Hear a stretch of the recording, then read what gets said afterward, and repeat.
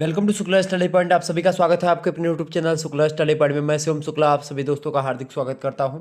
Education यानी कि शिक्षा शास्त्र BA second year third semester का यह मॉडल पेपर है। आपकी परीक्षा में यहाँ से आपके प्रश्न आने वाले बहुत ज़्यादा, तो आप सभी लोग इन प्रश्नों को तैयार कर लीजिएगा। नवीनतम मॉडल पेपर है ये आपकी परीक्षाओं के लिए, ठीक है। एजुकेशन का बीए थर्ड सेमेस्टर के छात्र छात्राओं के लिए मोस्ट इंपॉर्टेंट प्रश्न और उत्तर इसमें बताने का प्रयास मैं करूंगा, और यही प्रश्न आपकी परीक्षा में आने की संभावना रहेगी, ठीक है। चलिए मैं प्रारंभ करता हूँ, तीव्र गति से आगे बढ़ने का प्रयास करता हूँ। इससे टाइम आपका ज़्यादा हो चुका है। मैंने सोचा था कि ये क्लास आपकी 9 बजे से ही प्रारंभ होनी थी, लेकिन क्या हुआ कि कुछ विशेष कारणों से क्लास आपकी प्रारंभ नहीं हो पाई, ठीक है। लेकिन अब मैं आप लोगों के समक्ष प्रस्तुत हूँ। एक बार जितने भी लोग हमारे साथ जुड़ चुके हैं सभी लोग वीडियो को शेयर कर दीजिएगा, ताकि सभी बच्चे जो एक प्रकार से अभी तक नहीं जान पाए हैं उनको पता चल जाए। शिक्षा शास्त्र बीए तृतीय सेमेस्टर 2023, एजुकेशन शिक्षा के दार्शनिक सामाजिक राजनीतिक आर्थिक दृष्टिकोण, ये आपके पेपर का नाम है, ठीक है। आपको पता ही होगा अंग्रेजी में इसको क्या बोलेंगे। अंग्रेजी में philosophical sociological political economic perspective of education, ठीक है। तो हमको यहाँ से जो भी प्रश्न बनने हैं आपके पेपर में उसी को टारगेट करते हुए आगे बढ़ना है। चले, 3 खंडों में आपका पेपर बटा हुआ होगा। खास करके डॉक्टर राम मनोहर लोहिया अवध विश्वविद्यालय का पेपर आपका कल है, ठीक है। तो उसके अकॉर्डिंग और आपको मैं बताने का प्रयास करता हूँ। सभी प्रश्न करने अनिवार्य होंगे। खंड आ से 50 शब्दों में एक प्रश्न का उत्तर आपको देना होगा। इस प्रकार से आपको 10 क्वेश्चंस करने हैं। एक प्रश्न के लिए 3 अंक निर्धारित किए गए हैं, यानी कि अगर आप एक प्रश्न 50 शब्दों में सही तरीके से लिखते हैं तो आपको 3 नंबर प्रदान किए जाएंगे, ठीक है। यानी यहाँ पर कुल मिलाकर के 30 नंबर आपको मिलते हैं। तो इनको जरूर फोकस करके आप इन सभी प्रश्नों को कर लें। पहला प्रश्न आपसे पूछा जा सकता है कि शिक्षा और दर्शन में क्या संबंध है, बताएं। तो शिक्षा और दर्शन में एक प्रकार से क्या संबंध है भाई, तो इसको लेकर के बहुत सारे विद्वानों ने अलग अलग पक्ष रखे हैं, अलग अलग बातें बताई हैं, और मैं एकदम से कुछ कम शब्दों में और 50 शब्दों के अकॉर्डिंग कैसे उत्तर आपको लिखना है, 3-4 विद्वानों के नाम मैं आपको बताऊंगा, उन्हीं के अकॉर्डिंग चीज़ें आपको लिख देनी है। जैसे शिक्षा और दर्शन के बीच में संबंध को लेकर के विद्वानों ने कहा, चूंकि शिक्षा और दर्शन, सबसे पहले तो जानो लिखेंगे आपकी शिक्षा और दर्शन बहुत घनिष्ठ संबंध है। शिक्षा और दर्शन जो है एक प्रकार से एक दूसरे के पूरक हैं, एक दूसरे के सहयोगी हैं, एक ही सिक्के के दो पहलू हैं, ठीक है। ये सब आप लिख सकते हैं। उसके बाद में लिखेंगे कुछ विद्वानों ने एक प्रकार शिक्षा और दर्शन के संबंध को बताते हुए इस प्रकार से कहा है। क्या कहा है, सबसे पहले विद्वान का नाम आप लिख सकते हो, जैसे कि जॉन एडम्स। जॉन एडम्स कहते हैं कि शिक्षा दर्शन का गत्यात्मक पहलू, क्या कहा उन्होंने, शिक्षा दर्शन का गत्यात्मक पहलू है, ये उन्होंने कहा। किसने, एडम्स महोदय ने। ये बात आप ध्यान रखेंगे। और शैक्षिक प्रक्रिया में एक प्रकार से खास करके ये बहुत ज़बरदस्त जो है संबंध बताया इन्होंने, एडम्स महोदय ने। क्योंकि शिक्षा जो दर्शन का क्या होता है, गत्यात्मक मतलब होता है मोशन, यानी कि एक प्रकार से डायनेमिक, ठीक है। तो कुल मिलाकर के ये बात। दूसरे विद्वान आपके आते हैं जैसे कि जॉन ड्यूबी। उनका कथन है कि दर्शन सामान्य रूप से शिक्षा का ही सिद्धांत होता है, जबकि रास महोदय कहते हैं कि दर्शन और शिक्षा जो होते हैं एक ही सिक्के के या एक ही मुद्रा के दो पहलू होते हैं, ठीक है। ये किसने कहा था, ये रास महोदय ने कहा था। इसके अलावा पार्टरज महोदय कहते हैं कि शिक्षा जो होती है क्या होता है, पार्टरज कहते हैं कि जिस प्रकार से शिक्षा दर्शन पर आधारित है उसी प्रकार से दर्शन जो होता है वो शिक्षा पर आधारित है, ठीक है। ये किसने कहा, ये पार्टरज महोदय ने कहा। और इसी प्रकार से जेंटाइल महोदय कहते हैं कि बिना दर्शन के शिक्षा का मार्ग जो होगा वो रुक जाएगा, यानी कि अवरुद्ध हो जाएगा, ठीक है। ये बात ध्यान रखेंगे। तो इस प्रकार से शिक्षा और दर्शन में इन संबंधों को विद्वानों ने बताया। फिर से एक बार सुनिए। जॉन एडम्स ने कहा कि शिक्षा दर्शन का गत्यात्मक पहलू है। रास ने कहा कि दर्शन और शिक्षा एक ही सिक्के के दो पहलू हैं। जॉन डीवी ने कहा कि दर्शन सामान्य रूप से शिक्षा का ही सिद्धांत होता है। इसके अलावा रास ने, तो मैंने बताया कि दर्शन और शिक्षा एक ही सिक्के के दो पहलू हैं। जंटाइल ने कहा कि बिना दर्शन के शिक्षा का मार्ग रुक जाएगा, अवरुद्ध हो जाएगा। एडम्स ने, मैंने बताया कि शिक्षा दर्शन का गत्यात्मक पहलू है। पार्टरज ने कहा कि जैसे शिक्षा दर्शन से संबंधित है वैसे दर्शन शिक्षा से। तो एक प्रकार से ये शिक्षा और दर्शन के बीच में कुछ संबंध हो गया, मैंने आपको बता दिया, ठीक है। आगे बढ़ते हैं अगले प्रश्न की ओर। अगला प्रश्न आपकी स्क्रीन पर आ चुका, दूसरा नंबर देखेंगे। आदर्शवाद के अनुसार शिक्षा का अर्थ स्पष्ट कीजिए। आदर्शवाद के अनुसार शिक्षा का अर्थ आपसे पूछ रहा है। खास करके आदर्शवाद क्या होता है, तो आदर्शवाद एक दार्शनिक विचारधारा है और इसके अनुसार मानसिक जगत या आध्यात्मिक जगत जो होता है वास्तविकता और विचारों से बना हुआ होता है। ये आदर्शवाद मानता है कि जो आध्यात्मिक जगत होता है या जो मानसिक जगत होता है वो किससे बना होता है, वास्तविकता और विचारों से बना हुआ होता है। प्राकृतिक या भौतिक जगत की अपनी कोई आवश्यकता, मतलब इसमें कोई आवश्यकता नहीं होती, भौतिक जगत की अपनी कोई वास्तविकता नहीं होती है। प्राकृतिक या भौतिक जगत की अपनी कोई वास्तविकता नहीं होती है, ये बताता है आदर्शवाद। यदि उनमें वास्तविकता आती है तो केवल आत्मा का विचार करने से आती है। ये आदर्शवादियों का कथन है। रास महोदय आदर्शवादी ही रहे हैं। उन्होंने कहा कि आदर्शवादी दर्शन के कई भिन्न रूप हैं, लेकिन सभी के पीछे यही प्रमुख विचार है कि मन या आत्मा जगत की सार वस्तु है अथवा सच्ची वास्तविकता। मतलब कि इन्होंने कहा, मतलब आदर्शवादी विचारकों के अनुसार, यानी रास महोदय कहते हैं कि आदर्शवादी जो है दर्शन के कई रूप होते हैं, लेकिन सभी रूपों के पीछे केवल एक ही विचार काम करता है कि मन या आत्मा जगत की सार वस्तु है और सच्ची वास्तविकता मानसिक ही होती है। अनुभव हो गया, विचार हो गया, आदर्श हो गए यानी आइडियल, मूल्य हो गया, व्यक्तित्व, एक प्रकार से सभी मानसिक प्रवृत्ति हो गई व्यक्तित्व वाले जितने भी होते हैं। और भौतिक वस्तुओं की अपेक्षा आप देखते हैं जो है जगत के हृदय यानी केंद्र के अधिक समीप होते हैं। कुल मिलाकर के अगर आप समझें तो आदर्शवाद जोरदार शब्दों में यह अस्वीकार कर देता है या यह चीज़ नहीं मानता है कि मन के बल मस्तिष्क यानी दिमाग और उसकी क्रिया है अथवा चेतना किसी प्रकार का एक गौण उत्पादन है, बल्कि वह यह मानता है कि मन स्वयं आधारभूत रूप में एक वास्तविक पहलू है और एक मन को वास्तविक पहलू मान करके ही आगे बढ़ता है। आदर्शवाद का एक प्रकार से यही फंडा है। ठीक है, हाँ सर, आदर्शवाद के बारे में मैं चीज़ें बताऊंगा आगे आगे चल करके, और भी मुद्दों पर चर्चा होगी। ठीक है, आदर्शवाद के बारे में आपको बताऊंगा, प्रयोजनवाद के बारे में बताऊंगा। ठीक है, आदर्शवाद जो होता है संसार के प्रत्येक कार्य में एक उद्देश्य देखता है। ठीक है, आदर्शवाद व्यक्ति को सृष्टि की सर्वोत्तम कृति मानता है। आदर्शवाद परमात्मा को मानता है। ठीक है, आदर्शवाद शाश्वत सत्य मूल्य और आत्मा को भी मानता है। आदर्शवादी मूल प्रवृत्तियों को नहीं मानते हैं। ठीक है, आदर्शवाद के अनुसार आप देखें शिक्षा का उद्देश्य आत्म अनुभूति और आत्म प्रकाशन ही होता है। तो ये आदर्शवादी विचारकों के कुछ चीज़ें हैं जो कि मैंने आपको बताई। तो आदर्शवाद ये होता है। प्रश्न क्या कह रहा है कि आदर्शवाद के अनुसार शिक्षा का क्या अर्थ है, स्पष्ट कीजिए। आदर्शवाद शिक्षा के बारे में क्या बताता है, आपसे यह पूछा गया है ना। तो आप क्या लिखेंगे, आदर्शवादियों के अनुसार शिक्षा का क्या अर्थ है, यही तो पूछा गया है। एक बार जितने भी लोग देख रहे हैं सभी लोग वीडियो को शेयर जरूर कर दीजिएगा। तो आदर्शवाद के अनुसार शिक्षा के अगर अर्थ की बात की जाए तो आदर्शवादी दार्शनिक परमात्मा की सर्वोत्तम रचना मनुष्य को मानते हैं। वो कहते हैं कि जो परमात्मा है वो उसकी, उन्होंने जो परमात्मा ने सबसे अच्छी जो वस्तु बनाई है वो मनुष्य को ही बनाया है परमात्मा ने। और इसीलिए शिक्षा का जो अर्थ या उद्देश्य या कार्य होता है उसमें अंतिम लक्ष्य निहित होता है खास करके। ठीक है, और खास करके मनुष्य जो होता है मनुष्य के ऊपर ही निर्भर होती है शिक्षा। आप देखेंगे प्लेटो कहते हैं कि जिस मतलब शिक्षा जो होती है शरीर और आत्मा की सभी पूर्णता जिसके लिए वो उपयुक्त होती है देने में पाई जाती है। ठीक है, हर्बर्ट कहते हैं कि शिक्षा वह प्रक्रिया है जिसके अनुसार सद्गुणों की प्राप्ति होती है। तो सद्गुणों की प्राप्ति होती है किसके द्वारा, शिक्षा के द्वारा। कौन बताता है, हर्बर्ट बताते हैं। हर्बर्ट कौन है, प्लेटो कौन है, ये सब आदर्शवादी विचारक ही रहे हैं। स्वामी विवेकानंद ने भी एक प्रकार से जो परिभाषा दी वो आदर्शवादी विचारकों के अनुकूल ही आप देख सकते हैं। स्वामी विवेकानंद जी ने कहा था कि मानव की अंतर्निहित पूर्णता को व्यक्त करना या जो व्यक्त करता है जो प्रक्रिया वही शिक्षा होती है। यानी जिस प्रक्रिया के द्वारा मानव की अंतर्निहित पूर्णता विकसित होती है या फिर निकलती है आगे चल करके हमारे समक्ष आती है, व्यक्त होती है, वो चीज़ें होती है शिक्षा। यानी मानव की अंतर्निहित पूर्णता को व्यक्त करना ही शिक्षा कहलाता है। ठीक है, ये बात ध्यान रखेंगे। और कुल मिलाकर के स्वामी जी भी प्राचीन गुरु शिष्य संबंध के समर्थक रहे हैं, इसमें कोई दो राय नहीं है। हालांकि उनके बारे में चर्चा भी मैं करूंगा, लेकिन फिर भी इस प्रश्न का उत्तर आप आसानी से बता सकते थे। तीसरा क्वेश्चन आपका है सामाजिक स्तरीकरण। सामाजिक स्तरीकरण क्या होता है भाई, सामाजिक स्तरीकरण, सामाजिक मतलब कि सोशल, स्तरीकरण माने होता है आपका स्ट्रैटिफिकेशन।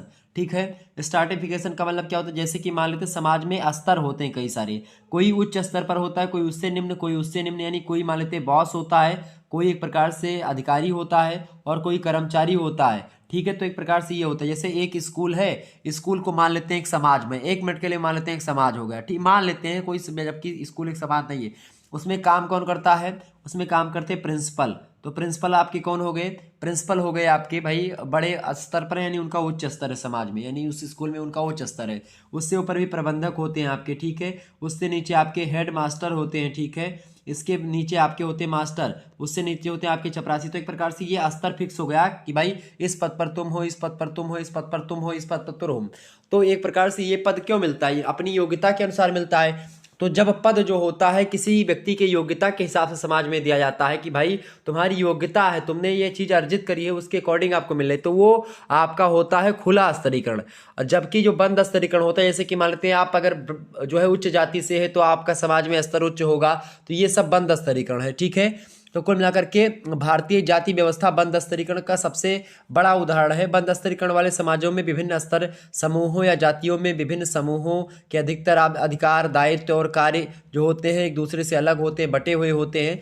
खुले स्तरीकरण में क्या होता है, उसमें खास करके जो आप देखते हैं यूरोपीय समाज में खास करके खुला स्तरीकरण आपको देखने को मिलता है। ठीक है, तो स्तरीकरण का सीधा सा मतलब होता है समाज को विभिन्न स्तरों में बांट करके सामाजिक जीवन को व्यवस्थित करने की एक व्यवस्था जो होती है, उसी को सामाजिक स्तरीकरण कहते हैं। सामाजिक स्तरीकरण समाज को उच्च और निम्न वर्गों में बांटती है और बांट करके प्रत्येक समूह के अधिकारों और कर्तव्यों को अन्य समूहों की तुलना में क्या करता है, स्पष्ट करता है कि भाई तुम्हारा ये काम है, इस गद्दी पर हो, तुम्हारा ये काम है।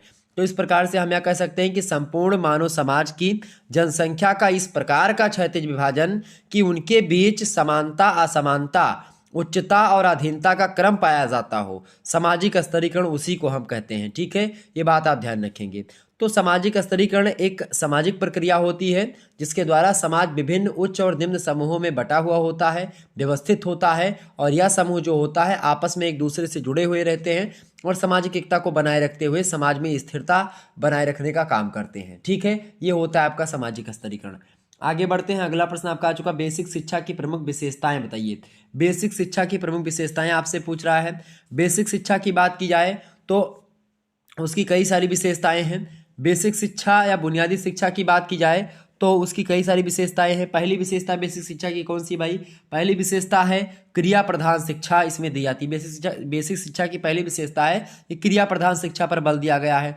ठीक है, ये बात ध्यान रखेंगे। दूसरी विशेषता बेसिक शिक्षा की ये है कि बालक प्रधान शिक्षा दी जाती है। तीसरी विशेषता ये है बेसिक शिक्षा की कि गृह, विद्यालय और समाज में सामंजस्य स्थापित करने का काम करती है बेसिक शिक्षा। चौथी विशेषता इसकी है कि आर्थिक व सामाजिक आधार भी एक प्रकार से देने का काम रहता है। बेसिक शिक्षा की मूल विशेषताओं में आर्थिक व सामाजिक आधार भी बेसिक शिक्षा प्रदान करती है। इसके अलावा पांचवा है मनोवैज्ञानिक आधार भी। छठवां एक प्रकार से इसकी विशेषता यह है कि जो है शारीरिक श्रम का सम्मान भी इसमें किया गया है। इसके अलावा सातवीं विशेषता बेसिक शिक्षा की ये है कि सामवायी शिक्षण विधि इसमें बताई जाती है।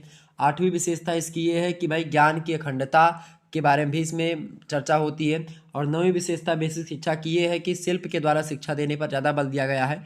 खास करके गांधी जी उसका समर्थन करते हैं। गांधी जी एक प्रकार से वो क्रिया प्रधान पाठ्यक्रम की बात करते हैं और बुनियादी शिक्षा जो है गांधी जी के द्वारा ही दी गई, उसमें उन्होंने बुनियादी शिल्पों के बारे में बताया कि भाई कृषि, लकड़ी का काम, धातु का काम, दफ्ती का काम, कताई बुनाई, बागवानी चीज़ों, फसलों का काम, ये सब बच्चे को पता होना चाहिए। मातृभाषा में शिक्षा दी जानी चाहिए, गणित पढ़ाया जाना चाहिए, सामान्य विज्ञान में जंतु विज्ञान, वनस्पति विज्ञान, शरीर विज्ञान, स्वास्थ्य विज्ञान, ये सब पढ़ाया जाना चाहिए। ये तमाम प्रकार की चीज़ें बताई। ठीक है, और सामाजिक विज्ञान में इतिहास, भूगोल, नागरिक शास्त्र का ज्ञान बच्चे को देना चाहिए। ये गांधी जी के अनुसार पाठ्यक्रम के बारे में बात कर रहा हूँ। हिंदी में मातृभाषा की शिक्षा देनी चाहिए, मतलब हिंदी में जहाँ पर मातृभाषा नहीं होती हिंदी, वहाँ पर हिंदी पढ़ाई जानी चाहिए बच्चों को। शारीरिक शिक्षा में खेल कूद और व्यायाम की व्यवस्था भी करनी चाहिए।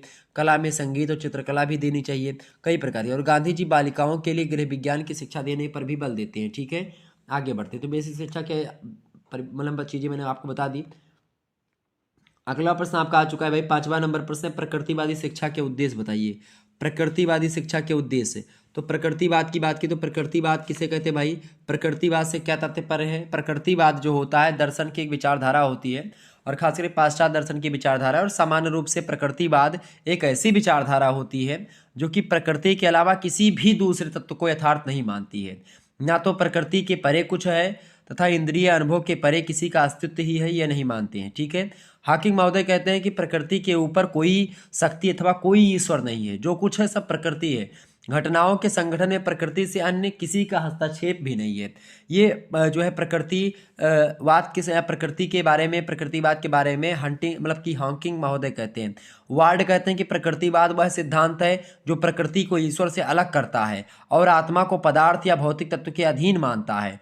और यह परिवर्तनशील नियमों को सर्वोच्च मानता है प्रकृतिवाद। प्रकृतिवाद कहता है कि कोई ईश्वर नहीं है, केवल प्रकृति ही है जो है, और परिवर्तन जो होता है प्रकृति का नियम है, ये बात भी बताई गई। इसके अलावा जॉयस महोदय कहते हैं कि प्रकृतिवाद वह विचारधारा है जिसकी प्रधान विशेषता होती है कि प्रकृति तथा मानव के दार्शनिक चिंतन जो कुछ आध्यात्मिक है अथवा वास्तव में जो कुछ अनुभव अतीत है उसे अलग हटा देना। ये एक प्रकार से कहीं ना कहीं पे जो प्रकृतिवाद है, ये प्रकृति को ही सब कुछ मानते हैं, उससे परे कुछ नहीं मानते हैं। और अगर शिक्षा के उद्देश्य की बात की प्रकृतिवादियों की, तो प्रकृतिवादी विचारक कहते हैं कि शिक्षा का लक्ष्य मनुष्य को उन उद्देश्यों को प्राप्त करने के योग्य बनाना होता है जो प्रकृति ने उसके सम्मुख रखा है। यानी प्रकृति ने जो उसके सम्मुख रखा है उन चीज़ों को हैंडल करने के योग्य हो सके व्यक्ति। प्राकृतिक चीज़ों का, प्राकृतिक जो चीज़ें हमारे समक्ष हैं उनको हम सॉल्व कर सके, प्राकृतिक जो प्रश्न चिन्ह है उनको हम हल कर सकें, जिसका व्यक्तिक और सम्मुख मूल्य है, ठीक है, जिसका सम्मुख और व्यक्तिक मूल्य होता है, जिनका, उन चीज़ों को हम हल कर सकें। रास महोदय कहते हैं कि शिक्षा का लक्ष्य, प्रकृतिवादी ही है रास महोदय, वो कहते हैं कि शिक्षा का लक्ष्य सहज प्रवृत्तियों, ऊर्जा का शोधन, सहज आवेगों का मार्गांतरीकरण, समन्वय और तालमेल करना होता है। अगर आपने सहज प्रवृत्ति आपके अंदर डेवलप हो गई, ऊर्जा का शोधन करने में आप सक्षम हैं, सहज आवेगों का मतलब मार्गांतरीकरण कर सकते हैं, समन्वय बैठा सकते हैं, तालमेल बना करके चल सकते हैं प्रकृति के साथ, तो कहीं ना कहीं पे शिक्षा का लक्ष्य यही रखा गया प्रकृतिवादियों के अनुसार। आगे बढ़ते हैं, अगला प्रश्न, छठा नंबर प्रश्न, स्वतंत्रता का अधिकार क्या है? स्वतंत्रता का अधिकार क्या है भाई, फटाफट से बतानेंगे। तो भारतीय संविधान में आपको पता होगा 6 प्रकार के मौलिक अधिकारों के बारे में बताया गया है, उसमें स्वतंत्रता का भी अधिकार है। और खास करके स्वतंत्रता के अधिकार की बात जब हम करते हैं तो अनुच्छेद 19 से लेकर के 22 तक की बात आती है, और खास करके अनुच्छेद 19 में स्वतंत्रता के बारे में विस्तार से बताने का प्रयास किया गया है। अनुच्छेद 19 में 19 का जो ए कहता है, 19 का ए यानी कि 19 का ए, बी, सी, डी, इस प्रकार से कई प्रकार के खंड है 19 में, तो वही आपसे यहाँ पर पूछने का प्रयास किया जा रहा है, ठीक है। तो स्वतंत्रता का अधिकार क्या है भाई? स्वतंत्रता का अधिकार के बारे में अगर आपको बताया जाए तो पहला जो 19 का ए कहता है वो कहता है कि भाषण और अभिव्यक्ति की स्वतंत्रता है। कोई भी व्यक्ति कुछ भी बोल सकता है, कुछ भी नहीं मतलब कि कुछ भी नहीं बोल सकता, लेकिन वह बोल सकता है। जैसे मीडिया का जो प्रेस की स्वतंत्रता है ये अनुच्छेद 19 के ए के अकॉर्डिंग है। आप बोल सकते हैं भारत में, लेकिन आप ऐसा ना बोले जिससे किसी दूसरे को हानि हो या किसी दूसरे के खिलाफ ना बोले, स्वामी प्रसाद मौर्य के जैसा, ठीक है। इस पर केस भी हो सकता है, समझ रहे हैं बात ना। यानी कि बोलना है तो आप बोल सकते हो, किसी भी धर्म के बारे में बोल सकते हो, लेकिन इतना नहीं बोल सकते कि उससे किसी की भावना आहत हो, ठीक है। अगर भावना आहत होगी तो आपके खिलाफ केस भी हो सकता है। तो बोलने की भी एक सीमा रखी गई मौलिक अधिकारों में। तो मौलिक अधिकार आपको प्रेस की स्वतंत्रता यानी बोलने की स्वतंत्रता देता है, वाक और अभिव्यक्ति की स्वतंत्रता देता है अनुच्छेद 19 ए के तहत, ठीक है। अनुच्छेद 19 का जो बी होता है सेक्शन, वो कहता है कि शांतिपूर्वक आप कहीं पर सभा या सम्मेलन कर सकते हैं, ये स्वतंत्रता आपको दी गई है। तीसरी स्वतंत्रता जो दी गई यानी कि 19 का जो सी कहता है वो कहता है कि संस्था और संघ आप बना सकते हैं, ठीक है। शांतिपूर्वक सभा करने और सम्मेलन स्थापित है, नहीं उसमें तलवार और बंदूक लेकर के सभा नहीं आप कर सकते हैं, ठीक है। उसको आप नहीं, शांतिपूर्ण तरीके से आप सभा कर सकते हैं। इसके अलावा संस्था और संघ बनाने की स्वतंत्रता आपको अनुच्छेद 19 का सी कहता है। 19 का जो डी कहता है आपका, वो कहता है कि किसी मतलब कि अपने देश के सीमा के अंदर आप कहीं पर घूम फिर सकते हैं, इसकी स्वतंत्रता आपको दी गई है। इसके अलावा आपको स्वतंत्रता दी गई है अनुच्छेद 19 के ए के अकॉर्डिंग कि देश के किसी भी भाग में आप बस सकते हैं, निवास कर सकते हैं, इसकी स्वतंत्रता आपको दी गई है, ठीक है। अनुच्छेद जो आपका 19 का आपका ई के बाद क्या आता है, यफ आता है। जो यफ कहता है वो कहता है किसी भी या कोई भी स्थान पर आप रहें तो कहीं कोई भी व्यवसाय आप कर सकते हैं या कोई भी काम धंधा आप कर सकते हैं, उसकी स्वतंत्रता आपको दी गई है। ये भारत में एक प्रकार स्वतंत्रता के बारे में भारतीय संविधान में बताया गया है, ठीक है। आगे बढ़ते हैं, अनुच्छेद 19 के अकॉर्डिंग ही सारी चीजें हैं। सातवां प्रश्न आपका है, सतत विकास में शिक्षा की क्या भूमिका है? बहुत इंपॉर्टेंट प्रश्न है। सतत विकास में शिक्षा की क्या भूमिका भाई? सतत विकास को अंग्रेजी में सस्टेनेबल डेवलपमेंट कहते हैं, ठीक है, ये बात ध्यान रखेंगे। और खास करके ब्रटलैंड आयोग ने सबसे पहले सतत विकास यानी धारणीय विकास या सस्टेनेबल डेवलपमेंट की परिभाषा सबसे पहले दी है, ठीक है, ये बात आप ध्यान रखेंगे। सतत विकास की बात की जाए तो सतत विकास के लिए शिक्षा अनुसंधान को प्रोत्साहित करती है और मानव निर्मित निर्णयों से उत्पन्न होने वाली सतत विकास संबंधी जो समस्याएं होती हैं उनको हल करने के लिए आवश्यक जानकारी जो देती है वो शिक्षा के द्वारा ही हमको मिलती है।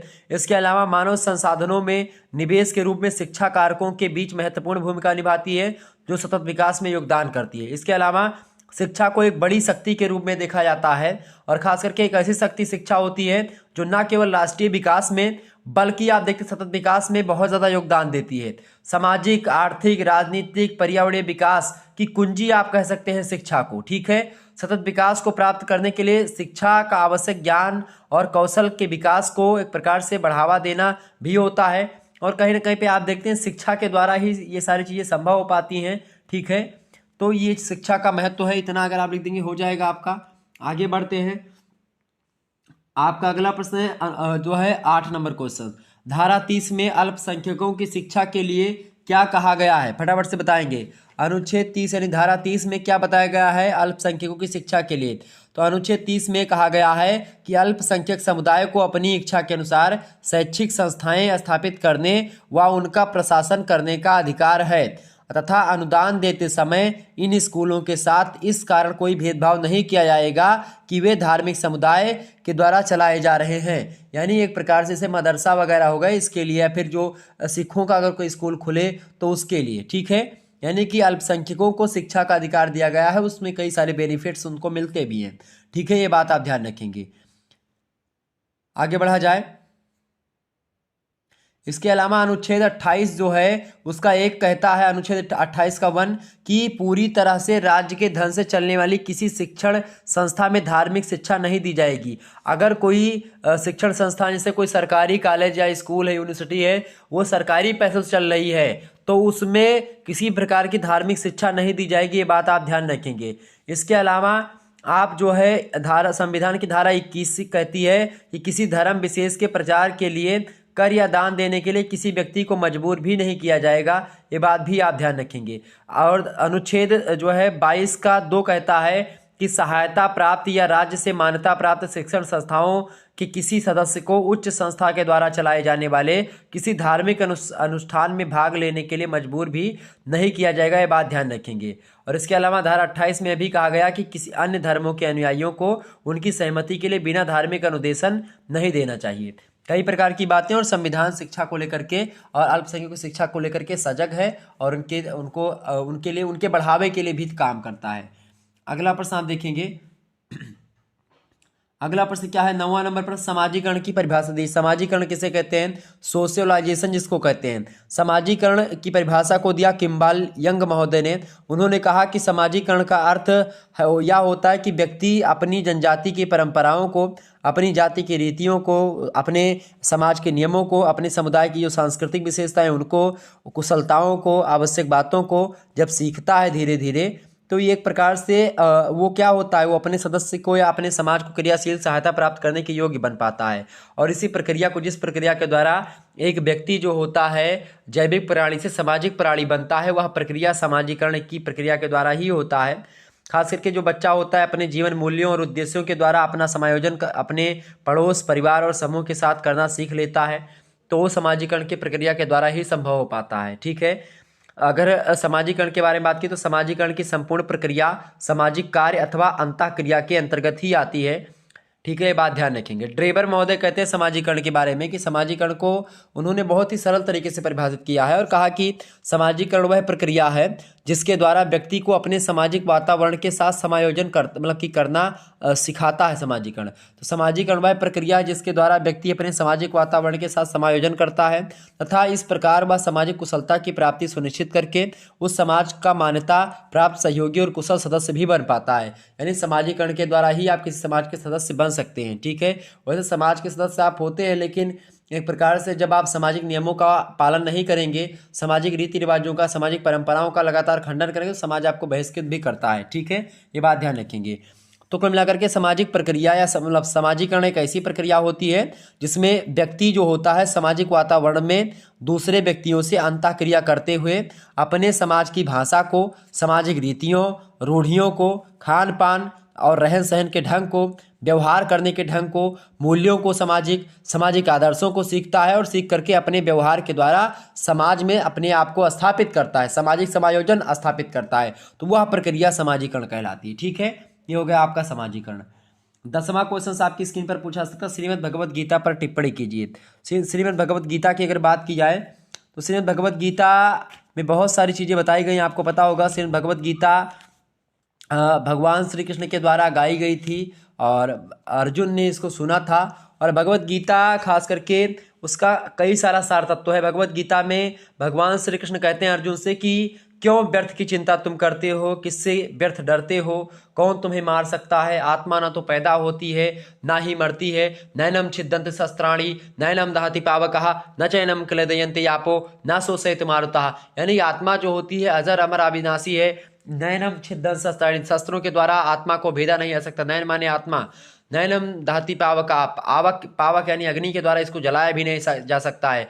न चैनम क्लेदयन्ति यापो न शोषयति मारुतः, न वायु के द्वारा न जल के द्वारा किसी प्रकार से इसको ना तो सुखाया, उड़ाया, गीला करा, कुछ भी नहीं किया सकता आत्मा का। आत्मा अजर अमर और अविनाशी है, शाश्वत, एक प्रकार हमेशा सार्वभौमिक है आत्मा का, एक प्रकार से यह नियम।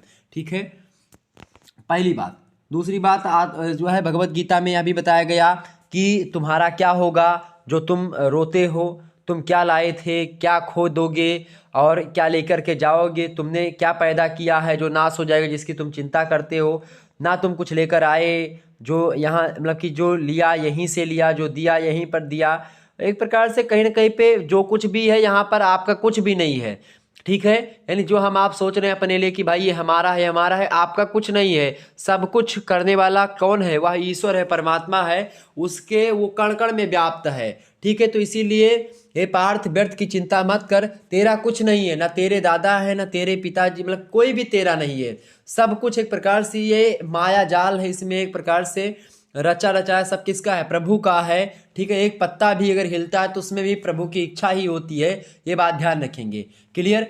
तो ये कई प्रकार की चीजें हैं, तो ये श्रीमद् भगवत गीता बताती है। तीसरी बात भगवत गीता का सार ये है कि भगवान श्री कृष्ण कहते हैं खाली हाथ आए हो और खाली हाथ चले जाना है।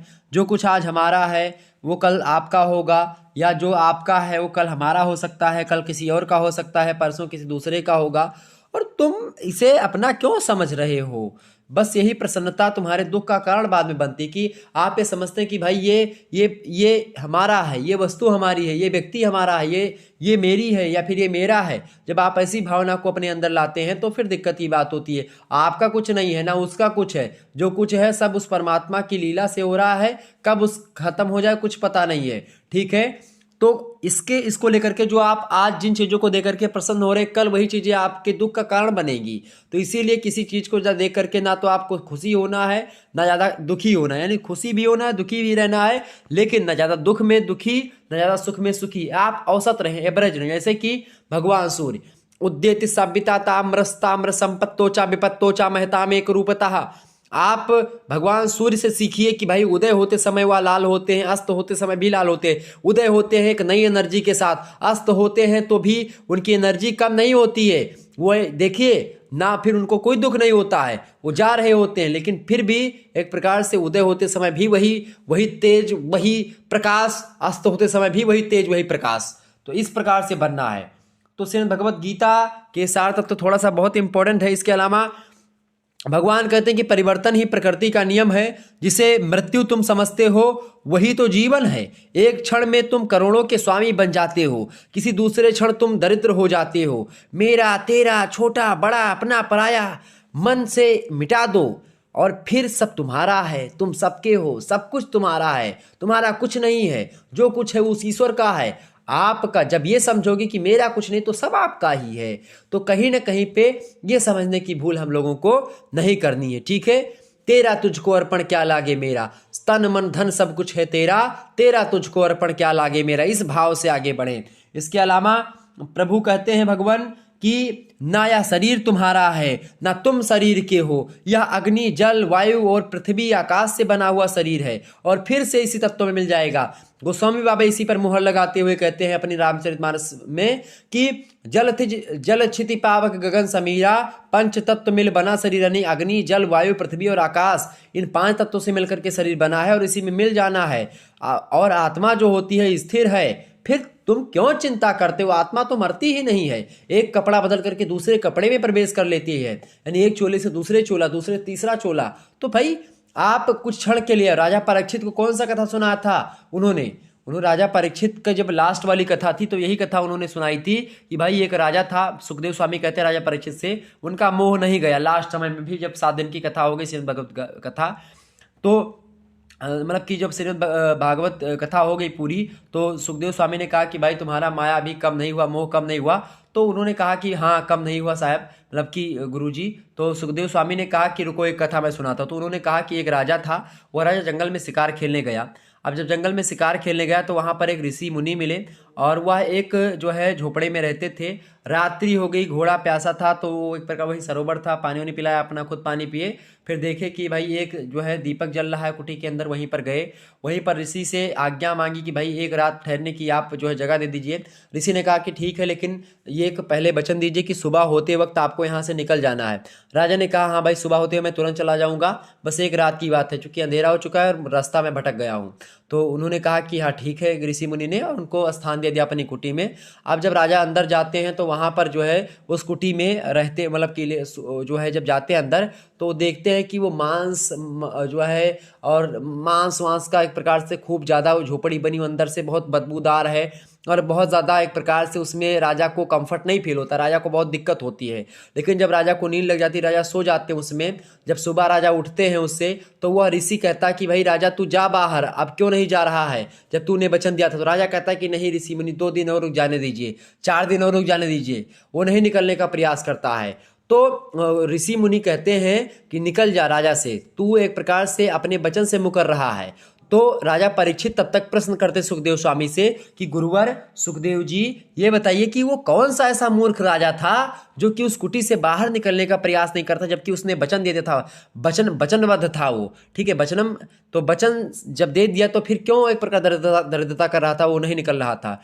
जब राजा परीक्षित ने इस प्रकार से सुखदेव स्वामी से पूछा तो सुखदेव स्वामी ने क्या कहा जानते हैं? सुखदेव स्वामी ने मात्र इतना कहा कि भाई वो राजा तुम ही हो। जब उन्होंने कहा कि भाई राजा कौन था तो उन्होंने कहा कि वो राजा तुम हो राजन, वो मूर्ख राजा तुम हो।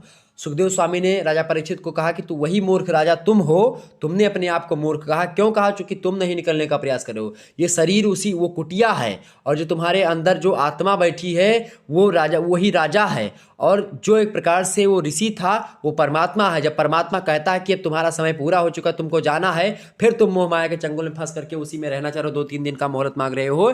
ए राजन, अभी भी अगर तुम्हारा मोह नहीं गया है तो फिर तुम्हारे जैसे मूर्ख राजा, मूर्ख व्यक्ति कोई नहीं है। उसी समय उसी क्षण राजा जो है ये प्रण ले लेते हैं कि भैया अब तक्षक आवे और मुझको काट ले, मुझे कोई टेंशन नहीं है, आवे तक्षक जुड़ते काट ले।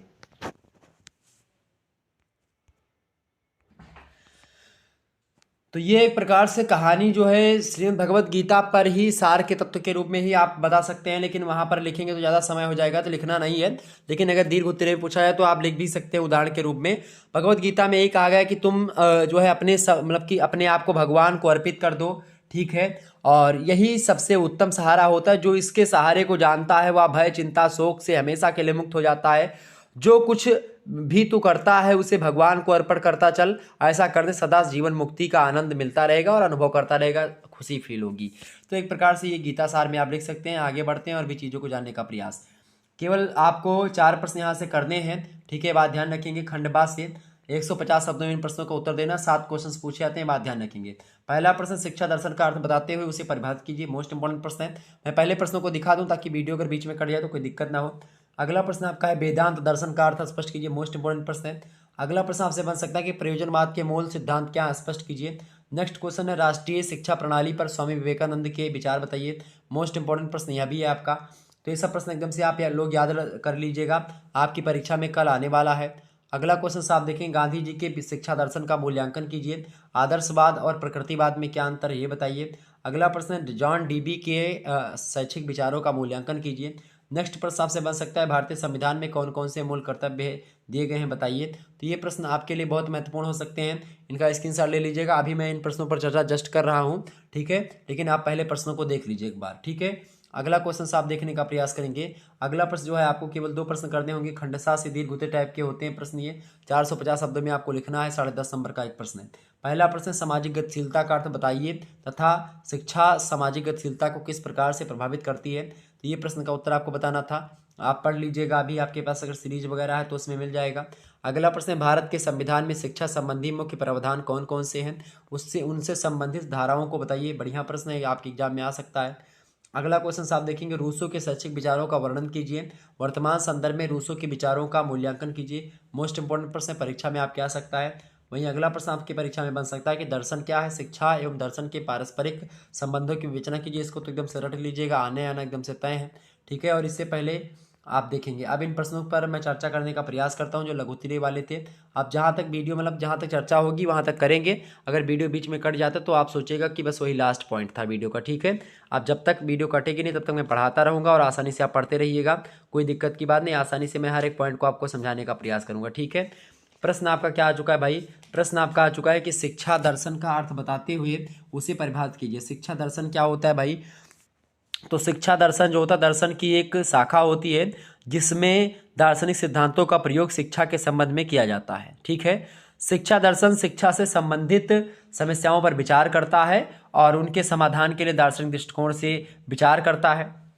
कनिंघम महोदय कहते हैं कि उन्होंने कहा कि शुद्ध दर्शन की परिभाषा उन्होंने अपने ढंग से दी है और उन्होंने कहा कि खास करके दर्शन जो होता है, खास करके कनिंघम महोदय का ये जो विचार मैंने आपको बताया वही चीज़ कनिंघम का ही विचार था कि शिक्षा दर्शन जो होता है शिक्षा से संबंधित समस्याओं पर विचार करता है तथा उनके समाधान के लिए दार्शनिक दृष्टिकोण से प्रयत्न करता है, ठीक है। ये बात ध्यान रखेंगे। और खास करके डॉक्टर सर्वपल्ली राधाकृष्णन कहते हैं कि दर्शन सत्य के स्वरूप की तार्किक व्याख्या करता है, विवेचना करता है। कांट महोदय कहते हैं कि दर्शन बोध क्रिया का विज्ञान तथा उसकी आलोचना होता है। हर्बर्ट स्पेंसर कहते हैं कि दर्शन विज्ञानों का समन्वय या विश्वव्यापक विज्ञान होता है। कुल मिलाकर के ब्राइटमैन ने दर्शन की परिभाषा अपने बड़े अर्थों में दी। उन्होंने कहा कि दर्शन की परिभाषा एक ऐसे प्रयास के रूप में की जा सकती है जिसके द्वारा संपूर्ण मानव अनुभूतियों के विषय में सत्यता के से विचार किया जाता है अथवा जिसके द्वारा हम अपने अनुभवों का वास्तविक सार जान पाते हैं। कुल मिलाकर के दर्शन की भांति शिक्षा दर्शन जो होता है एक विषय होता है जो कि शिक्षा की जो समस्याएं होती हैं, जो गूढ़ समस्याएं होती हैं, उन पर अंतोगत्वा तर्कपूर्ण विचार करता है और यह प्रमुख शैक्षिक समस्याओं का दार्शनिक ढंग से अध्ययन करता है शिक्षा दर्शन और समाधान करने का भी प्रयत्न करता है शिक्षा दर्शन। इसीलिए इसकी भूमिका आजकल ज़्यादा है, महत्व ज़्यादा है। शिक्षा के प्रक्रिया के लिए आवश्यक संकेतों और संसाधनों जो होते हैं, जो साधन होते हैं खास करके, उसको शिक्षा दर्शन एक निश्चित रूप भी प्रदान करता है। इसीलिए इसकी महत्व ज़्यादा बढ़ गया है और शिक्षा प्रक्रिया के अंगों को भी निर्धारित करने में शिक्षा दर्शन की आज महत्वपूर्ण भूमिका हो रही है। तो एक प्रकार शिक्षा दर्शन एक प्रकार से ये क्या है, शिक्षा दर्शन विभिन्न दार्शनिक विचारधाराओं के द्वारा निकाले गए सिद्धांतों के प्रयोग रूप में इन विचारधाराओं द्वारा निकाले गए सिद्धांतों के प्रयोग में इन विचारधाराओं की खोज के लिए निर्देशन देता है। कुल मिलाकर के शिक्षा दर्शन जो होता है वो शिक्षा की समस्याओं को हल करने के लिए उपयोगी होता है, ठीक है। बाकी इतना लिख देंगे तो आपका हो जाना है 150 शब्द। अगला क्वेश्चन से दूसरा नंबर प्रश्न आप देखेंगे। प्रश्न आपकी स्क्रीन पर आ चुका है, सभी लोग देखेंगे। प्रश्न है वेदांत दर्शन का अर्थ स्पष्ट कीजिए। वेदांत का क्या अर्थ होता है सबसे पहले समझें। वेद ब्राह्मण ग्रंथ, मतलब वेद का आपको उसके बाद ब्राह्मण ग्रंथ, आर्यक, उपनिषद, इनके गूढ़ और विस्तृत चिंतन का जो अंतिम सार तत्व होता है उसी को वेदांत दर्शन कहा जाता है, ठीक है। बदरायण व्यास जो 4वीं शताब्दी से संबंधित है वो पहले व्यक्ति हैं जिन्होंने इन समस्त ग्रंथों के सार तत्व को एक सूत्र में बांध करके प्रस्तुत करा। उनके द्वारा विरचित ग्रंथ का नाम है ब्रह्मसूत्र। किसके द्वारा? बदरायण व्यास के द्वारा। और यही ग्रंथ वेदांत दर्शन का आदि ग्रंथ स्वीकार किया जाता है, ब्रह्मसूत्र, ठीक है। बदरायण के कई सौ वर्षों के बाद में तमाम सारे विद्वानों ने अनेक ब्रह्मसूत्र पर भाष्य ग्रंथ लिखे और अपनी अपनी दृष्टि से ब्रह्मसूत्र में प्रतिपादित जो वेदांत है उसकी व्याख्या करी और इन व्याख्याओं से वेदांत की अनेक शाखा उपशाखाओं का विकास होता है। जैसे इसमें शंकराचार्य आते हैं, शंकर 19वीं शताब्दी के विचारक हैं, अद्वैतवाद के प्रवर्तक हैं। रामानुजाचार्य आते हैं, 12वीं शताब्दी के विचारक हैं, विशिष्टाद्वैतवाद की विचारधारा देते हैं। इसके अलावा माधवाचार्य आते हैं, 13वीं शताब्दी के हैं, वो द्वैतवाद उनकी विचारधारा है। निम्बार्काचार्य आते हैं, उनकी बात की है तो 13वीं शताब्दी से हैं, द्वैतवाद विचारधारा उन्होंने भी दी। श्रीकंठ आते हैं, वो 13वीं शताब्दी से रिलेटेड है, उन्होंने शैव विशिष्टाद्वैतवाद के जो है प्रतिपादन किया। श्रीपति आते हैं, 14वीं शताब्दी से हैं और खास करके उन्होंने वीर शैव विशिष्टाद्वैतवाद की विचारधारा को प्रतिपादित किया। इसके अलावा वल्लभाचार्य आते हैं, 16वीं शताब्दी के आसपास के विचारक हैं, सूरदास के गुरु जिनको कहा जाता है, ठीक है। इनके पुत्र थे वल्लभा विट्ठलनाथ, उन्होंने अष्टछाप की कवियों का संग्रह भी किया था। तो वल्लभाचार्य 16वीं शताब्दी के विचारक हैं, उन्होंने मतलब कि शुद्धाद्वैत जो है उसकी विचारधारा दी है। और खास करके इसमें शंकराचार्य का जो अद्वैत वेदांत है उसको पूर्ण रूप से वेद और उपनिषद का मूलक माना जाता है, लेकिन जो शेष सभी दर्शनों की तत्वमीमांसा तो वेद और उपनिषदों पर ही आधारित है, जितने भी विचार आते हैं, ठीक है। लेकिन उनकी उपासना की पद्धतियां वैष्णव, शैव, शाक्त आगमों पर आधारित हैं। आगम निगम, ठीक है, ये दोनों चीज होती है, वेद पुराण ये सब आगम निगम कहे जाते हैं खास करके।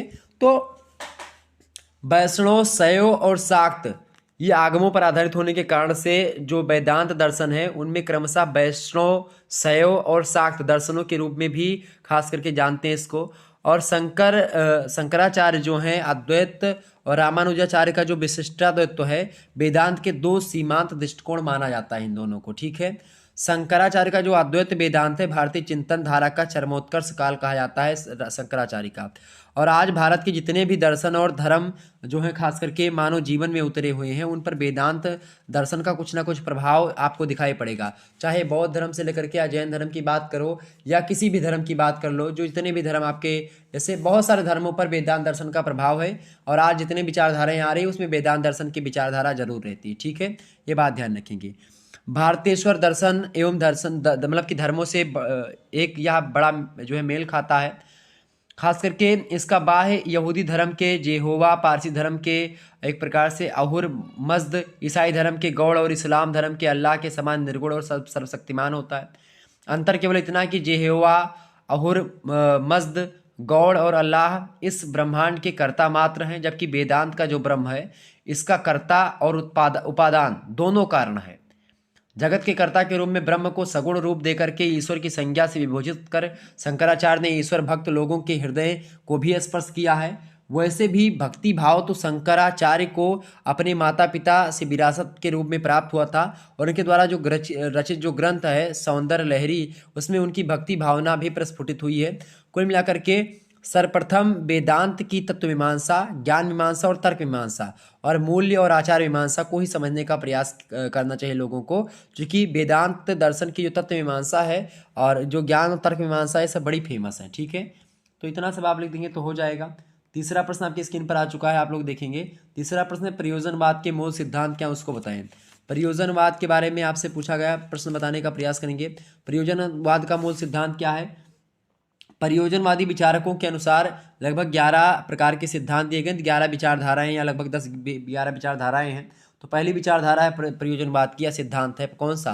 पहला ये चीज़ प्रयोजनवादी कहते हैं कि सत्य वही है जो कोई उपयोगी होता है, जो हमारे योग के लिए उपयोगी होता है वह क्या है, वही सत्य है। दूसरा सिद्धांत प्रयोजनवादियों विचारकों का ये है कि वही सत्य है जो प्रयोजन की सिद्धि करता है। तीसरी बात ये लोग कहते हैं, तीसरा सिद्धांत है प्रयोजनवाद का कि संसार अनेक तत्वों और क्रियाओं का फल होता है। चौथा सिद्धांत प्रयोजनवादियों का है कि भौतिक संसार ही सत्य है, इसके अलावा कोई दूसरा संसार होता ही नहीं है। पांचवी बात प्रयोजनवादी कहते हैं कि आत्मा एक पदार्थजन्य क्रियाशील तत्व होता है, पदार्थ से निर्मित होता है। छठी बात प्रयोजनवाद कहता है कि परमात्मा मानव की कल्पना मात्र है। छठी मतलब सातवां सिद्धांत इन लोगों का है कि मानव संसार का सर्वश्रेष्ठ प्राणी है। आठवां एक प्रकार से जो सिद्धांत है प्रयोजनवादियों का, वो कहते हैं कि मानव जीवन का उद्देश्य सुखपूर्वक जीवन जीना होता है। ये बताते हैं प्रयोजनवादी कि भाई सुखपूर्वक जीवन जीना ही मनुष्य का उद्देश्य है। नौवां सिद्धांत इन लोगों का है कि इसके लिए प्राकृतिक और सामाजिक ज्ञान आवश्यक होता है, कि इसके लिए जो है सुखपूर्वक जीवन के लिए प्राकृतिक और सामाजिक ज्ञान का होना परम आवश्यक है। 10वीं बात ये लोग कहते हैं कि सामाजिक विकास के लिए सामाजिक कुशलता का होना परम आवश्यक है।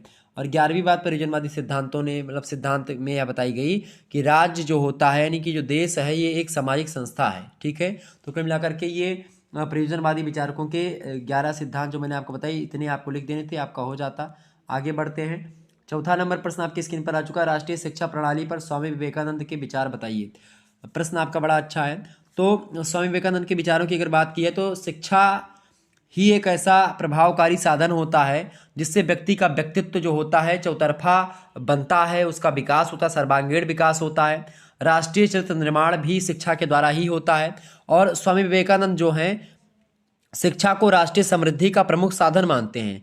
स्वामी जी राष्ट्रीय शिक्षा प्रणाली पर विशेष बल देते हैं और वह कहते हैं कि शिक्षा प्रणाली का आरंभ जो होता है बालक के घरेलू वातावरण के परिचय से होता है।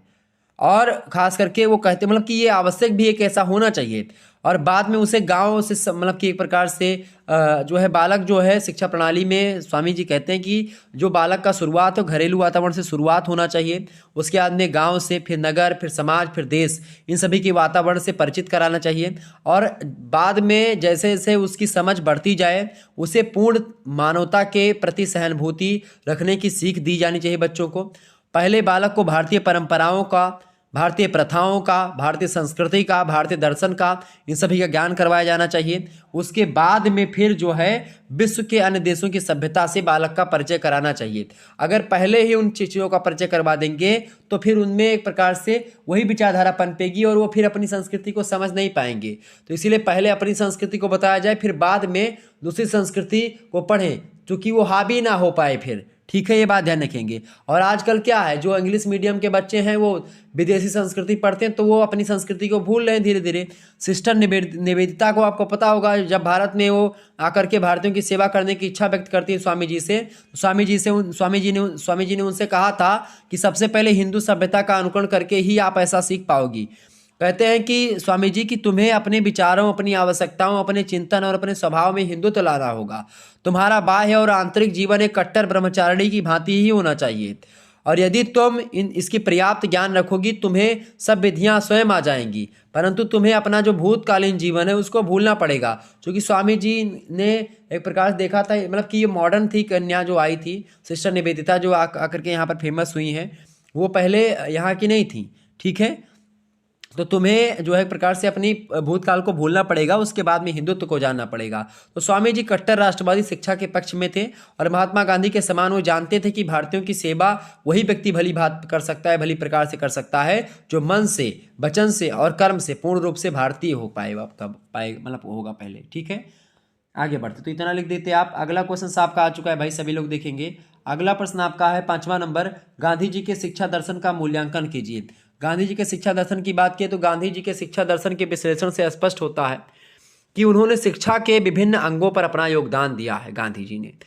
और गांधी जी ने शिक्षा की व्यापक परिभाषा भी दी है। उन्होंने कहा कि शिक्षा से मेरा अभिप्राय बालक और मनुष्य के शरीर, मस्तिष्क और आत्मा में पाए जाने वाले सर्वोत्तम गुणों का चतुर्मुखी विकास करना है। ये महात्मा गांधी कहते हैं। शिक्षा की बड़ी जबरदस्त परिभाषा दी है महात्मा गांधी जी ने। क्या कहा कि बालक और मनुष्य के शरीर, मस्तिष्क और आत्मा, इन तीनों में जो चीजें, जो गुण होता है, पाया जाता है, इन सभी का चतुर्मुखी विकास करना या फिर उनको बाह्य प्रकटीकरण करना।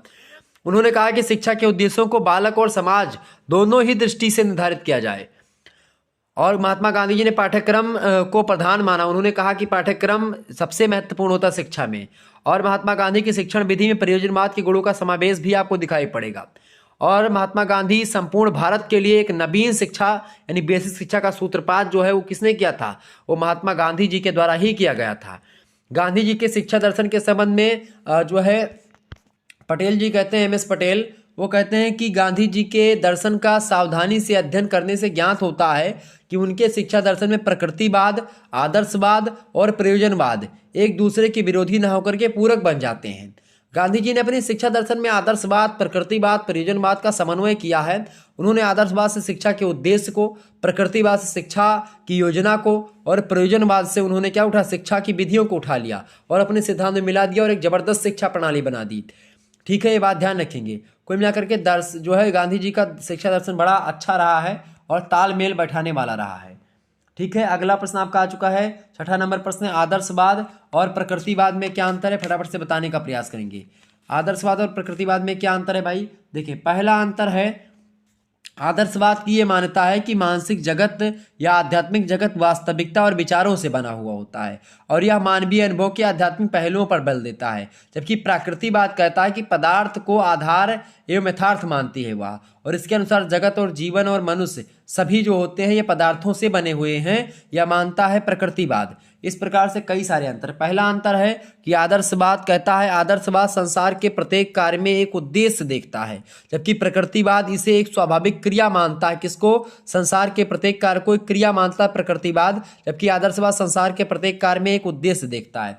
दूसरा अंतर यह है आदर्शवाद और प्रकृतिवाद में कि आदर्शवाद जो होता है व्यक्ति को सृष्टि की सर्वोत्तम कृति आदर्शवाद मानता है, जबकि प्रकृतिवाद उसे केवल पशु मानता है, मनुष्य को, जिसका जैविक विकास होता है धीरे धीरे। ठीक है, ये प्रकृतिवाद मानते हैं। प्रकृतिवादी विचारक कहते हैं कि मनुष्य जो होता है केवल पहले पशु होता है, उसका धीरे धीरे विकास होता है, फिर वह सामाजिक प्राणी बनता है।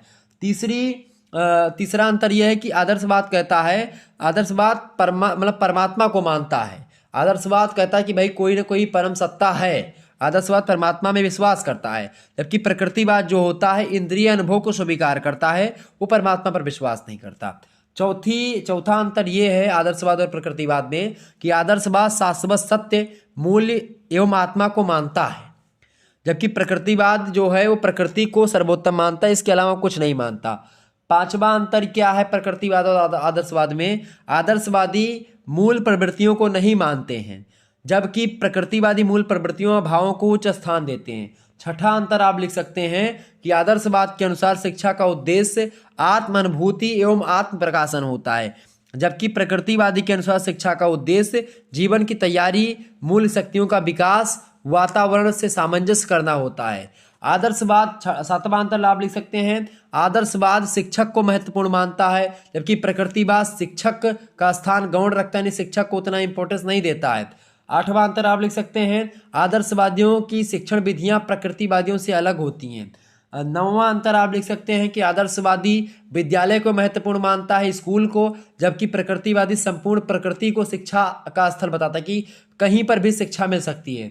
दसवां अंतर आप लिख सकते हैं, आदर्शवाद भी कहता है कि पाठ्यक्रम का आधार शाश्वत मूल्य और आदर्श होते हैं। प्रकृतिवादी कहते हैं कि पाठ्यक्रम को बालक की प्रकृति, रुचि और नैसर्गिक शक्तियों के अनुसार रहना चाहिए, बनाया जाता है। 11वां अंतर ये है इन दोनों में, आदर्शवाद और प्रकृतिवाद में, कि आदर्शवाद आंतरिक और आत्म अनुशासन के विकास पर बल देता है, जबकि प्रकृतिवाद स्वतंत्रता का पोषक होता है। ठीक है, स्वतंत्रता पर विचार करता है, स्वतंत्रता के बारे में बताता है। 12वां अंतर ये आदर्शवाद और प्रकृतिवाद में, आदर्शवादी सह शिक्षा के पक्ष में नहीं है। ठीक है, यानी कि सह शिक्षा के पक्ष में नहीं, साथ साथ शिक्षा के पक्ष में नहीं, जबकि प्रकृतिवादी सह शिक्षा के पक्षपाती है। आदर्शवादी महिला और पुरुष को साथ पढ़ने के पक्षपाती नहीं है, प्रकृतिवादी उसके पक्षपाती हैं, उसको समर्थन देते हैं। 13वां अंतर ये है दोनों में कि आदर्शवादी सार्वजनिक शिक्षा के पक्ष में नहीं है, प्रकृतिवादी सार्वजनिक शिक्षा के पक्ष में है। ठीक है, 14वां अंतर आप लिख सकते हैं कि आदर्शवाद कि शिक्षा में आदर्शवाद पाठ्य सहगामी क्रियाओं को महत्वपूर्ण नहीं मानता है, जबकि प्रकृतिवादी इसे महत्वपूर्ण मानते हैं। इसके अलावा 15वां अंतर ये लिख दीजिएगा और लास्ट अंतर हो जाएगा आपका, या फिर इनमें से जो भी 4-5 अंतर अगर आपको पता तो उतने लिख देंगे तो आपका हो जाना है। ठीक है, मैं तो विस्तार से बता रहा हूँ। आदर्शवादी शिक्षा में द्रव्य दृश्य को महत्वपूर्ण नहीं मानते हैं, जबकि प्रकृतिवादी श्रव्य और दृश्य उपकरणों के प्रयोग को शिक्षा में महत्वपूर्ण जो है मानते हैं, जैसे कि आप यहाँ पर देख भी रहे हैं और सुन भी रहे हैं। तो एक प्रकार से इन चीज़ों को वो मानते हैं कि भाई ये चीज़ होना चाहिए शिक्षा में, ये अंतर हो गया।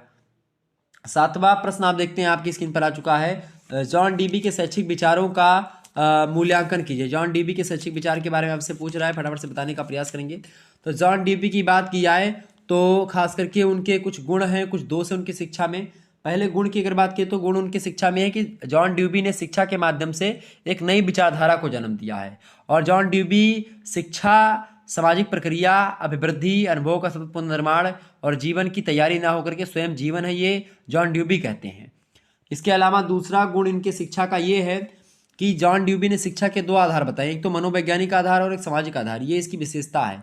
तीसरी बात, जॉन डीबी कहते हैं कि जॉन डीबी ने शिक्षा के पूर्व निश्चित उद्देश्यों का विरोध करके तत्कालीन उद्देश्यों को महत्वपूर्ण जो है बताया है, और वे शिक्षा के उद्देश्यों में सामाजिक कुशलता की प्राप्ति पर अधिक बल देते हैं। और इससे यह पता चलता है कि उन्होंने व्यक्तिगत और सामाजिक दोनों उद्देश्यों को बराबर महत्व दिया है शिक्षा में खास करके।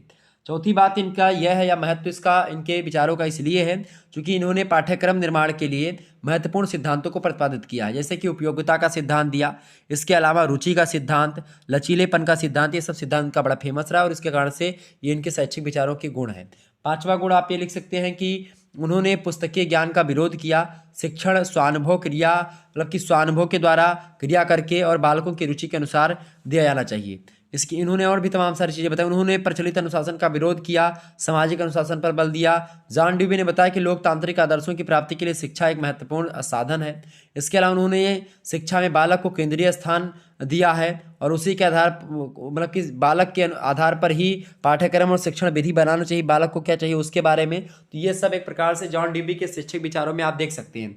इसके अलावा इनके शैक्षिक विचारों का दोष इसमें है, देखिए दोष और गुण दोनों को जब आप जानेंगे तभी मूल्यांकन कर पाएंगे। दोष इनके विचारों मतलब कि शैक्षिक विचारों का यह रहा है, पहला दोष कि जॉन ड्यूबी ने सत्य को परिवर्तनशील कहा है। उनके सिद्धांत को मान लेने पर उनके दर्शन को अनेक परिस्थितियों में असत्य मानना पड़ेगा। प्रत्येक उपयोगी वस्तु सरल नहीं हो सकती है, ना ही उपयोगी वस्तु असत्य ही हो सकती है। यानी कि सत्य को परिवर्तनशील कहा जो उन्होंने, खास करके सिद्धांत पर अगर आप मान लेंगे तो उनके दर्शन को जो अनेक परिस्थितियों में है तो अनेक परिस्थितियों में चीज़ें सही नहीं होंगी है। ठीक है, दूसरी कमी ये जो रह गई, जॉन ड्यूबी ने उपयोगिता पर अधिक बल दिया है। इससे भौतिकवादी प्रवृत्ति का जन्म होता है और भौतिकवादी प्रवृत्ति के फलस्वरूप ही आज संसार में द्वेष, कलह और संघर्ष लगातार चल रहे हैं। तो ये भी एक प्रकार से इसका नकारात्मक पक्ष है।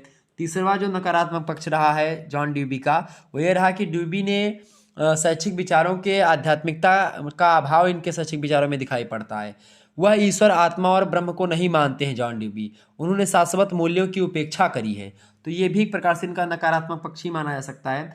चौथी बात ये रही इनकी कि जॉन ड्यूबी ने प्रत्यक्ष अनुभव को ही एकमात्र ज्ञान का साधन माना है, परंतु इसके अतिरिक्त भी तमाम सारे साधन होते हैं ज्ञान प्राप्त करने के, जैसे कि प्रत्यक्ष साधन के अलावा, अनुभव के अलावा भी, जैसे पुस्तक पढ़ करके, पत्र पत्रिका पढ़ करके, व्याख्यान सुन करके, सेमिनार अटेंड करके तमाम प्रकार से आप ज्ञान अर्जित कर सकते हैं। इसके अलावा पांचवा जो इनका नकारात्मक पक्ष रहा है वो ये रहा कि हॉर्न कहते हैं जॉन ड्यूबी के संदर्भ में कि ड्यूबी के दर्शन में उचित अनुचित का कोई मापदंड नहीं है। इस तथ्य को जॉन ड्यूबी ने बाद में स्वीकार किया था कि भाई हॉर्न का कथन ठीक है। तो एक प्रकार से कई सारी चीज़ें, तो वैसे जॉन ड्यूबी के शैक्षिक विचारों में द्वेष होते हुए भी यह क्लियर है कि वह आधुनिक युग के एक महान शिक्षा शास्त्री थे और उन्होंने आधुनिक शिक्षा पर बहुत प्रभाव डाला है और उन्होंने नवीन शिक्षा, क्रियात्मक विद्यालय, एकीकृत इकाई, तमाम प्रकार के नवीन प्रवृत्तियों को जन्म दिया। इस आधार पर उनकी शिक्षा एक प्रकार से शैक्षिक विचार, जहाँ तक जो है नकारात्मक पक्ष कुछ है, उसके बहुत सारे सकारात्मक पक्ष भी हैं। ठीक है, आठवां प्रश्न आप देखेंगे, भारतीय संविधान में कौन कौन से मूल कर्तव्य दिए गए हैं उसको बताएं। बहुत ही बढ़िया प्रश्न आपकी परीक्षा की दृष्टि से आ चुका है, एग्जाम में आपके आ सकता है। ठीक है, प्रश्न क्या है भाई, फटाफट से देखने का प्रयास करेंगे। प्रश्न आपका है कि जो है भारतीय संविधान में कौन कौन से मूल कर्तव्य दिए गए उनके बताएं। मौलिक कर्तव्य के बारे में पूछ रहा है आपसे, बहुत ही जबरदस्त प्रश्न है, फटाफट से बताने का प्रयास करेंगे भाई मौलिक कर्तव्यों के बारे में। मौलिक कर्तव्य जो हैं वो बड़े फेमस है। मूल कर्तव्यों की अगर बात की जाए तो मूल कर्तव्य जो हैं भारतीय संविधान में पहले 10 ही थे, लेकिन अब 11 हैं। भारतीय संविधान में 1976 में संशोधन किया गया और भाग 4 के ए में जो है जोड़ा गया था मौलिक कर्तव्यों को। नागरिकों के कर्तव्य खास करके जो है भाग 4 के ए में है 51, अनुच्छेद 51 के ए में, यानी कि 51 के का में 51 के ए में बोले तो ठीक है। जैसे अगर आपको जो है भारतीय संविधान 6 प्रकार के मौलिक अधिकारों को देता है तो आपसे कुछ कर्तव्य की अपेक्षा भी करता है कि भाई आप कुछ काम भी करें। जैसे आपके पिताजी आपको कुछ अगर अधिकार देते कि भाई तुमको 500 दिया तो आप सोचते कि भाई 500 रुपये का आप उचित प्रयोग करोगे। ठीक है, आपके कुछ कर्तव्य भी होंगे। ठीक है, तो अनुच्छेद 51 के ए में आपको मूल कर्तव्य दिए गए हैं। कौन कौन से मूल कर्तव्य हैं मैं आपको बताने का प्रयास करूं। पहला मौलिक कर्तव्य आपका है कि संविधान का पालन करें और संविधान के जो आदर्श हैं, संस्थाएं हैं, संविधान के द्वारा निर्मित जो राष्ट्रध्वज है, राष्ट्रगान है, इनका आदर आपको करना है। दूसरी बात, सभी नागरिकों को ये करनी चाहिए क्या भाई, स्वतंत्रता के लिए हमारे राष्ट्रीय आंदोलन को प्रेरित करने वाले उच्च आदर्शों को हृदय में रखना चाहिए, उनका पालन करना चाहिए। तीसरा कर्तव्य हमारा ये है कि भारत की प्रभुता यानी कि सॉवरेनिटी, एकता यानी यूनिटी और अखंडता यानी कि इंटीग्रिटी, इनकी रक्षा करनी है और उसे अक्षुण्ण यानी प्रोटेक्ट करना है हमको। चौथी बात मतलब चौथा कर्तव्य हम लोगों का यह है कि देश की रक्षा करनी है और उसके लिए अगर देश की रक्षा के लिए आह्वान किया जाए हम लोगों का तो राष्ट्र की सेवा में हम तत्पर रहें, मतलब कि हर तरीके से।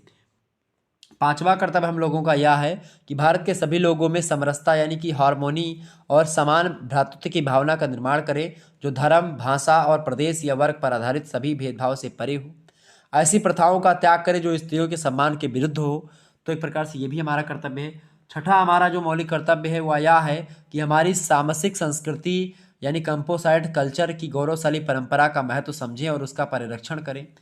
सातवीं बात यह है कि भाई सातवां मौलिक कर्तव्य हम लोगों का ये है कि प्राकृतिक पर्यावरण की, जिसके अंतर्गत वन हो गया, झील हो गया, नदी, वन्य जीव, इन सभी की रक्षा करना हमारा कर्तव्य है।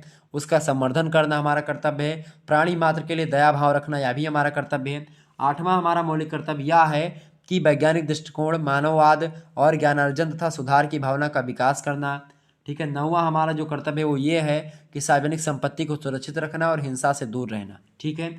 10वां मौलिक कर्तव्य हम लोगों का यह है कि व्यक्तिगत और सामूहिक गतिविधियों के सभी क्षेत्रों में उत्कर्ष की ओर बढ़ने का सतत प्रयास किया जाए, हमेशा प्रयास किया जाए, जिससे राष्ट्र जो है निरंतर बढ़ते हुए प्रयत्न और उपलब्धि की नई ऊंचाइयों को छू सके। इसके अलावा जो 11वां मौलिक कर्तव्य है जो बाद में जोड़ा गया 2002 में 66वें संविधान संशोधन के द्वारा, उसकी बात की तो उसमें 6 से लेकर के प्रत्येक माता पिता का कर्तव्य होगा, प्रत्येक व्यक्ति का, कि वही 6 से 14 वर्ष से जो बीच के बच्चे हैं उनको अनिवार्य और निःशुल्क शिक्षा जो मिलती है खासकर राज्य के द्वारा उपलब्ध करवाई जाती है उसको करवाया हो। यानी कि प्रत्येक माता पिता का कर्तव्य है कि वो अपने बच्चों को 6 से 14 वर्ष के बच्चों को अनिवार्य शिक्षा उपलब्ध करवाने का, मतलब कि वो एक प्रकार से करवाएंगे। ठीक है। और राज्य नीति निर्देशक सिद्धांतों में इसके बारे में कहा गया कि भाई राज्य का कर्तव्य है देश का कि वो 6 से 14 वर्ष के बच्चों को निःशुल्क शिक्षा, अनिवार्य शिक्षा उपलब्ध करवाएगा और उपलब्ध करवा भी रहा है, इसमें कोई दो राय नहीं है।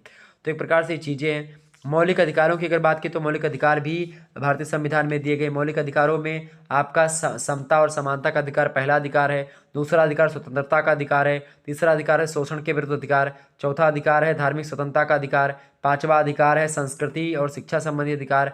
छठवां अधिकार है संवैधानिक उपचारों का अधिकार, अनुच्छेद 32 में दिया गया। ठीक है। ये बात आप ध्यान रखेंगे। कुल मिलाकर के 6 प्रकार के आपके मौलिक अधिकार हैं। ठीक है। कौन कौन? समानता, समता का अधिकार अनुच्छेद 14 से लेकर के 18 तक। ठीक है। उसके बाद में स्वतंत्रता का अधिकार 19 से 22 तक। उसके बाद शोषण के विरुद्ध अधिकार आपका 23 से 25 तक। धार्मिक स्वतंत्रता का अधिकार आपका 26 से 28 तक। ठीक है। और उसके बाद में आप देखते हैं जो है 29-30 आपका शिक्षा संबंधी अधिकार, आपका पता संस्कृति और शिक्षा संबंधी अधिकार है। और संवैधानिक उपचारों का जो अधिकार है वो अनुच्छेद 32 में दिया गया, जिसमें 5 प्रकार की रिट जारी की गई है। और यह अधिकार वास्तव में मौलिक अधिकारों की रक्षा के लिए ही संवैधानिक उपचारों के अधिकार को दिया गया। भारतीय संविधान के प्रारूप समिति के अध्यक्ष भीमराव अंबेडकर जी, उन्होंने संविधान की आत्मा भी कहा है संवैधानिक उपचारों के अधिकार को। यह बात भी आप ध्यान रखेंगे। क्लियर? तो कहीं ना कहीं पे आप देखेंगे कि ये सब चीज़ें आपको थोड़ा सा जाननी थी। बाकी आपको यहाँ से इतने प्रश्न आपको मैंने करवा दिए। ठीक है। और बाकी ये प्रश्न आप पढ़ लीजिएगा सामाजिक गतिशीलता के अर्थ के बारे में, और शिक्षा सामाजिक गतिशीलता को किस प्रकार से प्रभावित करती है। भारत के संविधान में शिक्षा संबंधी मुख्य प्रावधान कौन कौन से हैं, उनसे संबंधित धाराओं को जान लीजिए। और रूसो के शैक्षिक विचारों का वर्णन कीजिए। वर्तमान संदर्भ में रूसो के विचारों का मूल्यांकन करना पढ़ लीजिएगा। और अगला दर्शन क्या है? शिक्षा दर्शन के पारस्परिक संबंधों की विवेचना। ये तो मैंने ऑलरेडी आपको बता ही दी, बीच में शिक्षा दर्शन के बारे में जब बता रहा था तो आपका हो गया है लगभग। मिलते हैं फिर नेक्स्ट वीडियो में, तब तक के लिए जय हिंद जय भारत। आप सभी का बहुत बहुत धन्यवाद हमारे से जुड़ने के लिए। इसी प्रकार से अपना प्यार हमेशा बनाए रखिएगा। एक बार सभी लोग वीडियो को लाइक और शेयर कर दीजिएगा। Good night, I love you सभी को। बहुत रात हो चुकी है लेकिन फिर भी आप लोग जुड़े रहे, इसके लिए बहुत बहुत धन्यवाद आप सभी का। Good night, I love you. धन्यवाद।